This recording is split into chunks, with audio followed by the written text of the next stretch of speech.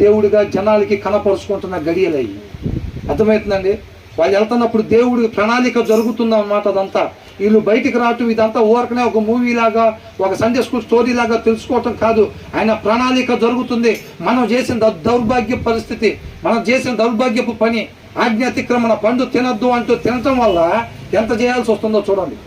ఎంత చేయాల్సి వస్తుందో. తండ్రితో మనల్ని మళ్ళీ సమాధానపరచడానికి స్వయంగా ఆయన కుమారుడైన యేసుక్రీస్తు వారే రావాల్సి వచ్చింది ఈ భూమి మీదకి. అలాంటి పని మనం పండు తినటం కూడా తప్పేనా?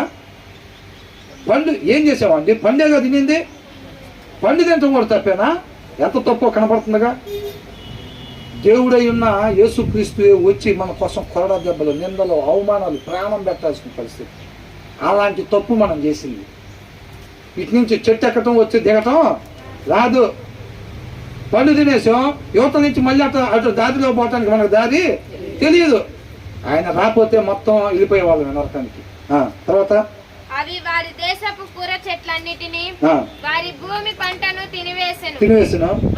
వారి దేశమందు సమస్త జ్యేష్ఠులను వారి ప్రధాన సంతానమును ఆయన హతం చేసెను. అక్కడ నుండి తన జనులను వెండి బంగారములతో ఆయన రప్పించాడు. ఎలా రప్పించాడంట?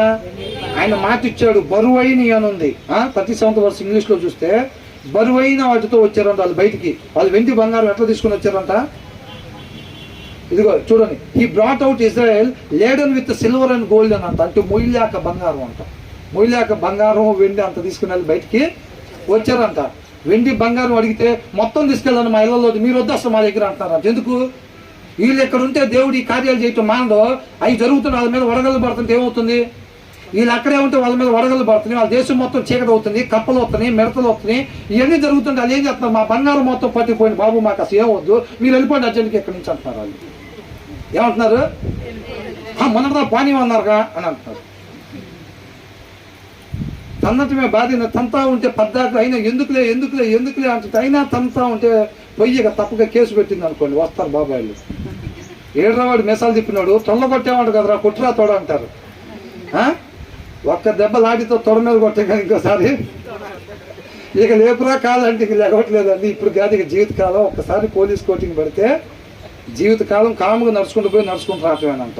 ఏమి ఎగరటాలు, గంతులు వేయటాలు, మేసాలు మెలిగేయటాలు, సెంటర్లలో తొల్లగొట్టాలు ఏమి ఉండవంట. అర్థమవుతుందండి? అర్థంగా ఏమంటున్నాడు? పంపిదని చెప్పారుగా అని అంటాడు. అవునా?